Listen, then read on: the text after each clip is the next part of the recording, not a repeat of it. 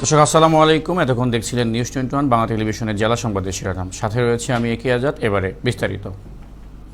প্রাচীন ঐতিহ্যবাহী জয়পুরহাটের আক্কেলপুর উপজেলা প্রেস ক্লাবের সাধারণ সম্পাদক সাংবাদিক নীরেন দাসের পিতা শ্রী বীরেনচন্দ্র দাসের দ্বিতীয় মৃত্যুবার্ষিকী উপলক্ষে স্মরণসভা ও দোয়া মাহফিল অনুষ্ঠিত হয়েছে।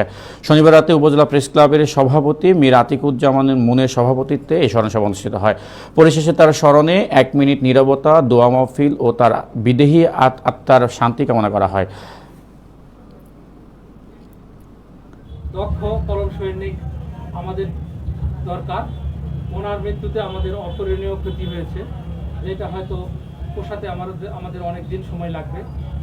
উনি একজন দক্ষ, সৎ, নির্ভীক এবং সাহসী কলম সৈনিক ছিলেন এবং প্রতিবাদী কণ্ঠস্বর ছিলেন। আমরা গভীরভাবে দর্শক, এই ছিল রাতের জেলা সংবাদ। পরবর্তী সব আপডেট পেতে ফলো করুন আমাদের ফেসবুক পেজ, সাবস্ক্রাইব করুন আমাদের ইউটিউব চ্যানেল ও সর্বশেষ সংবাদ পেতে ভিজিট করুন আমাদের ওয়েবসাইট www.news21bangla.tv তে। এতক্ষণ আমাদের সাথে থাকার জন্য অসংখ্য ধন্যবাদ। আসসালামু আলাইকুম।